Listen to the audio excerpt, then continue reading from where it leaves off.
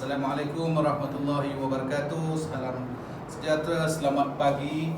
Alhamdulillah, pada pagi ini kita dapat meneruskan lagi pengajaran geografi bagi tingkatan 1. Saya terlebih dahulu berharap semua murid-murid telah pun bersedia untuk mengikuti pengajaran pada pagi ini.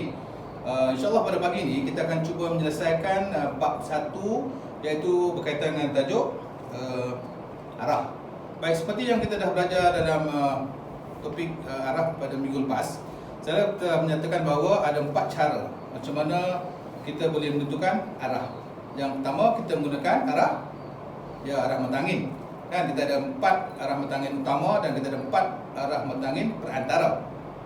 Yang kedua, kita kata kita menggunakan matahari. Kan kita tahu di mana terbitnya matahari dan di situ kita boleh baca arah. Dan yang ketiga, kita menggunakan kompas magnetik. Okey, kita menggunakan kompas magnetik. Yang ini tiga ini telah pun kita bincangkan dan saya sangat berharap murid-murid telah pun memahaminya dan telah pun dapat buat latihan seperti mana yang saya arahkan. Okey, pada pagi ini kita akan menyambung perbincangan kita dengan cara yang keempat, iaitu menggunakan bearing sudutan.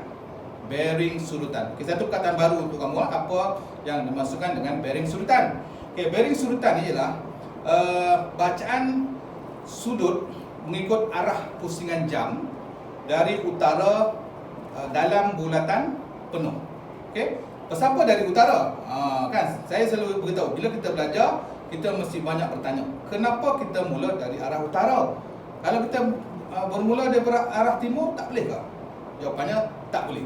Macam tu. Kita bearing sudutan ni, sudut tu, bacaan tu kita akan mula dari arah utara kerana medan tarikan magnet yang ada dalam kompas magnetik tu, okey, kosongnya ada di arah utara. Jadi arah utara itu adalah kosong dan dia pusing ikut arah pusingan jam. Di situ nilainya bertambah. Okey, jadi lengkap satu pusingan jam nilainya ialah 360 darjah. Jadi unit dalam sudut ataupun bearing sudutan ini ialah dalam bentuk darjah. Okey, ini sebenarnya ada persamaan dengan kalau kamu belajar matematik.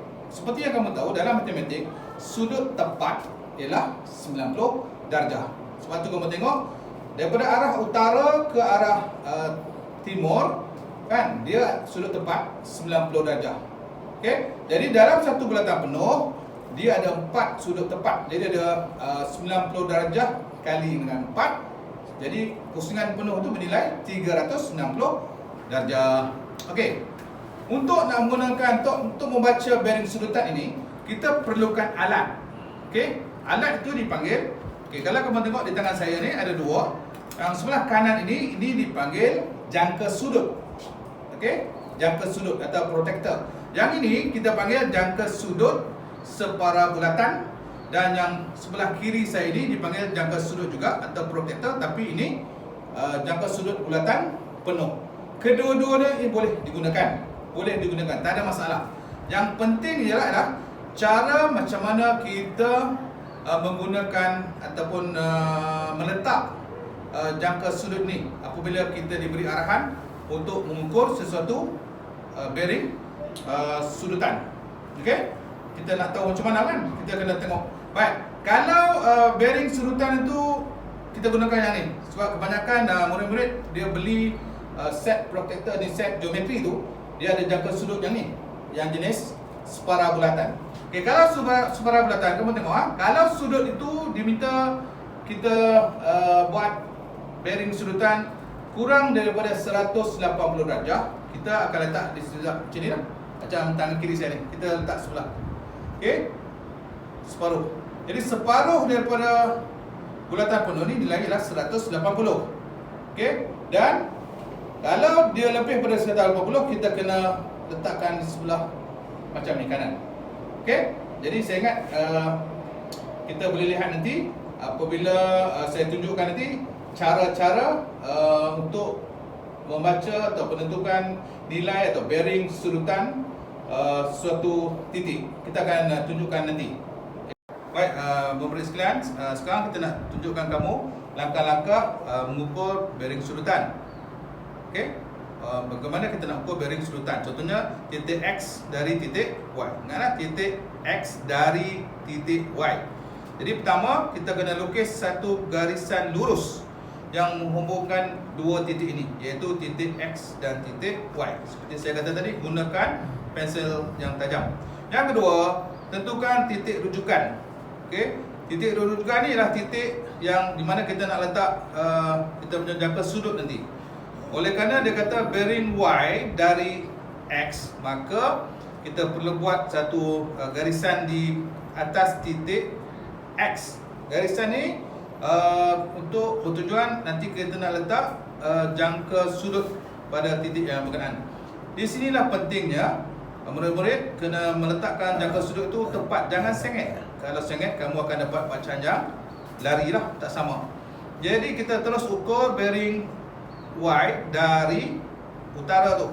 So bila kita ukur, kita akan dapat baca, kita lihatkan nilai yang ditemui di situ, X ke Y, daripada utara ke Y ialah 122 darjah. Jadi nilainya adalah 122 darjah.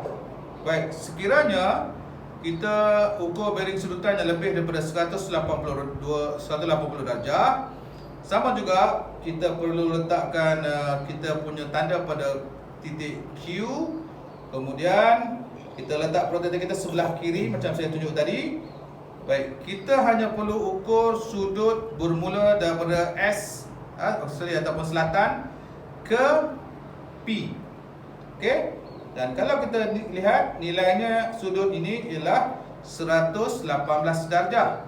Tapi jangan lupa kita kena tambah dengan sudut utara ke selatan, iaitu 180 darjah. Jadi nilainya ialah, kita akan dapat nanti nilai bearing tersebut bila kita campur, kita akan dapat 298 darjah. Okey. Jadi kita dah tunjukkan tadi macam mana caranya untuk nak menentukan bearing sudutan. Baik, jadi apa yang penting sebenarnya dalam kita nak menggunakan jangka sudut ini atau protektor ini ialah pertamanya, saya sangat berharap protektor kamu ni yang pertamanya mestilah jelas, mestilah jelas, dan mesti dah diletakkan tepat pada garisan yang kamu buat tadi tu. Sebab kalau kamu sengit, bacaan yang akan kamu dapat nanti tak tepat, atau bacaan dia akan lari, tak sama. Yang kedua, untuk nak membaca bearing sudutan ni, yang penting sekali juga ialah kamu kena gunakan pensel teknikal, ataupun kita kata pensel tekan lah, ataupun pensel biasa pun boleh. Tapi pastikan pensel itu mesti tajam. Sebab apa tajam? Kalau kita buat garisan tadi tu gunakan pensel yang tumpul, maka garisan kamu tu akan kembang, kan? Jadi bila garisan yang kamu buat tu kembang ataupun tebal, maka bila kita letak protektor, bacaan dia akan lari, akan berbeza mungkin 2 atau 3 darjah berbanding jawapan orang lain. Jadi itu pentingnya mengapa kamu kena gunakan pensel yang tajam ataupun pensel teknikal. Yang ketiga, satu lagi yang penting juga ialah kita kena faham soalan. Contohnya soalan kata, berapakah bearing sudutan X dari Y? Perkataan dari Y itu penting kerana di situlah nanti kita akan letakkan jangka sudut dari Y. Kalau kita silap faham, kalau kita letak kita punya jangka sudut di X tadi tu, kita tidak akan dapat bacaan yang tepat kerana kita tidak ikut pada arahan yang diberikan. Dan satu lagi, jangan lupa, kalau kita mengukur bearing sudutan yang lebih 180 darjah, jangan lupa kamu nanti kena campur dengan 180 darjah yang sebelumnya. Faham tak? Sebab kadang-kadang kita diminta mengukur bearing sudutan yang lebih daripada 180 darjah. Nanti kamu letak protektor kamu macam ni, lepas tu kamu lupa nak campurkan dengan 180 darjah tadi yang sebelum tu. Jadi saya harap yang ini juga perlu diberi penekanan dan perhatian. Jadi untuk kali ini saya sangat-sangat berharap kamu lebih faham, dan insya-Allah nanti bila kita bersemuka dalam PDP yang akan datang, insyaAllah saya akan tunjukkan, kita akan buat lebih banyak latihan supaya kamu benar-benar mahir. Untuk kali ini saya harap kamu boleh buka buku teks kamu, muka surat 11, ada bahagian D tu. Okay, buat jawapan, cari jawapan bearing serutan di latihan D tu. Kalau boleh photostat, kamu photostat lah. Kalau tak boleh, kamu sukat saja dalam buku teks tu dan kamu tulis jawapannya ataupun nilai bearing yang kamu dapat tu dalam buku latihan. Okey? Tak apa, simpan dulu latihan kamu tu, nanti kita jumpa bersemuka insya-Allah nanti. Saya akan semak untuk semua latihan-latihan yang telah saya beri. Baik, sekian dulu untuk kali ini. InsyaAllah pada minggu depan kita akan mula dengan bab 2. Okey, bab 2 ni ialah berkaitan dengan kedudukan. Satu bab yang menarik untuk kamu faham. Dalam geografi seperti saya kata, kita kena bagi sesuatu itu tepat dan tetap. Ini juga akan dibincangkan dalam bab 2. Topik dia bab 2 ni ialah berkaitan dengan kedudukan. Jadi apa yang penting, sebelum saya mengajar atau sebelum kita berbincang pada minggu depan, saya harap semua murid-murid boleh mula buat sedikit bacaan terlebih dahulu untuk memahami apa yang akan dibincangkan pada minggu depan. Sekian. Assalamualaikum warahmatullahi wabarakatuh. Jumpa lagi.